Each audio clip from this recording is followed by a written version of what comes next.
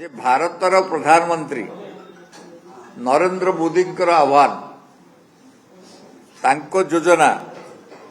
एवं ओडिशार मुख्यमंत्री मोहन चरण माझी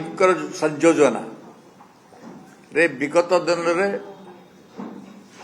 ओडिशा माटी रे प्रथम थर पई आमे प्रवासी भारतीय सम्मेलनी देखिया पाइलु एवं गोटे सफल आयोजन पाई मु ओडिशार मुख्यमंत्री को धन्यवाद जनाऊँची मु कृतज्ञता जनाऊँची भारतर प्रधानमंत्री निकट रे जे ओडिशा को बारंबार एभलिया सुजोग से दियंतु जद्वारा जो ओडिशा पछरे रही आंतर्जातिक जगतर मानस पटलरू ये निजर स्थान प्रकृत स्थान अख्तियार करिवार पथ उन्मोचित हब एवं एही कार्य रे प्रधानमंत्री जो आह्वान रहिला जे कार्यक्रम को ओडिशावासी तरफरू स्वागत करा जिवो जेते प्रतिनिधि माने आसीबे तांकर एभली स्वागत करा जिवो एभली आतिथ्य दिया जिवो जे तांको स्मरणीय हेकर सेटा रहिबो। ओडिशार मुख्यमंत्री मध्य आमको उत्साहित कले केवल ओडिशार मुख्यमंत्री नुह ओडिशा हाईकोर्ट रो पूर्वतन न्यायमूर्ति अरुण कुमार परीक्षा ओडिशा विधानसभार बाचस्पति श्रीमती सुरमा पाढ़ी ओडिशार जी एडवोकेट जनरल अछंती पीताम्बर आचार्य से समस्ते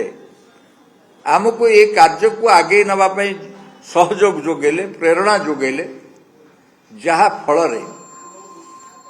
ओडिशा माटी को आसीथिबा विदेशरू एवं देश भितरू जो प्रतिनिधि माने आसथिले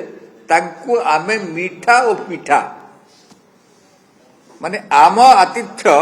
आम परिचय आमे जानिछु आम घरे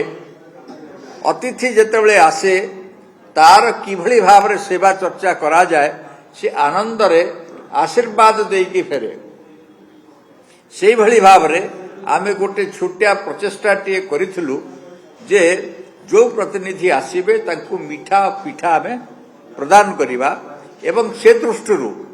जनता मैदान रो जोठी कार्यक्रम अनुष्ठित होतला सेठी एवं जो ठारे माने ओडिशा स्टेट म्यूजियम रे राजा रानी मंदिर रे मुक्तेश्वर मंदिर रे ये स्थान मानकरे मध्य रवींद्र मंडप रे आमे मीठा और पिठा परिवेषण करी सेमानंकु आप्यायित कलु एवं सेमानंक भितर गोटे आनंदर जे ओडिशा रे मध्य एते भेराइटी रो एते सुंदर एते भल खाइबा अछि आमर धारणा नथिला एवं से कारण आमे देई पारिथिबा कारणरू आमे आनंदर अनुभव करूची गोटे तृप्तिर अनुभव भी करूछु जे आम घर को आसीथिबा लोक को आमे आनंद देई पारिलु। एई समय रे ओडिशा कोन विश्व को देइची एवं कौन दे पारिबो एई प्रसंग रे आमे गोटे बही मध्य इंग्राजी भाषा रे गोटे बही टे करिछु जार ना होछि ग्लोरियस ओडिशा एवं से ग्लोरियस ओडिशा रो शुभ उन्मोचन मध्य लोकार्पण मध्य ओडिशा रो वरेण्य मुख्यमंत्री मोहन चरण माझी करकमल रे हला आ से कार्यक्रम रे मध्य ओडिशा रो चीफ सेक्रेटरी मध्य उपस्थित थिले ओडिशा रो दुई जन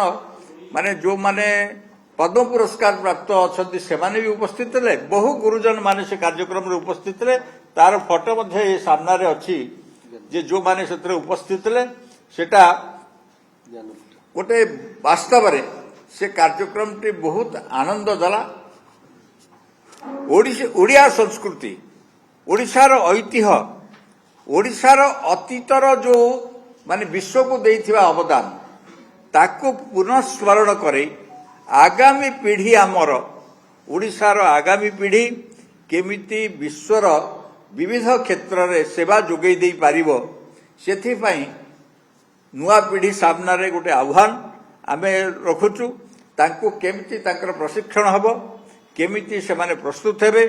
से सब कार्य रे विश्व ओडिया परिवार तार भूमिका निर्वाह करिवो एवं ओडिशा को विकसित ओडिशा भावरे एवं देश को विकसित भारत भावरे गढ़ी तोलिया पई निजर अवदान दब एई संकल्पनार सहित आमे कार्यक्रम करिचु आपनको जरिया रे ये कथाटे अधिकरु अधिक स्थान को पहुंचू सेथिपाई आपण माने जो सहयोग करिया पई आसिक उपस्थित होइचंती आपणको पाखरे पुणी धन्यवाद जणई मो बाणी को विराम दउची बाकी जहाँ प्रेस नोट अच्छी आपणको आमे प्रदान कर दबो मो वर्तमान पर्यंत सरकारी ब्रीफिंग पाई नहीं किंतु जेते लोकन को आमे सेवा देइचु माने जेते लोकन को बही जोगेइचु एवं जेते लोकन को आमे विविध स्थान रे आप्यायित करिचु से संख्या 10,000 कम हब नहीं बंधु वास्तव में से दृष्टि तो प्रचेषा आरंभ होती से दृष्टि तो ये प्रवासी भारतीय दिवस ओडिशा आयोजित है से दृष्टि तो आगामी दिन में 28 और 29 तारीख दिन ये जो उत्कर्ष ओडिशार कार्यक्रम हम से तो से काम ही आरंभ होची माने ओडिशार कृत गौरव पुणी फेरी पाइब ओडिशा ओडिया युवक पुणी ता गोड़े छिड़ा हब से पुणी से अतीतर जो स्मृति गुड़िक आमर अच्छी कोणार्क पुरी लिंगराज जो स्मृति जो समय आम गढ़ीलु जो समय आमर बोईत चलुला से जो स्मृति गुड़िक से पुणी फेर पुणी समृद्ध आम हबु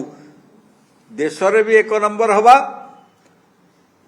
एवं देश को भी मध्य विश्व रे 1 नंबर करिबा एई पाई मु आपण को गोटे से जो पुस्तकटी आमे करिचु से पुस्तकर खंडे खंडे कॉपी आमे आपण को निश्चय दवा को चाहिबु विश्व ओडिया परिवार रो जो संकल्पना सेथरे विश्व धीरे धीरे छोट हो जाउची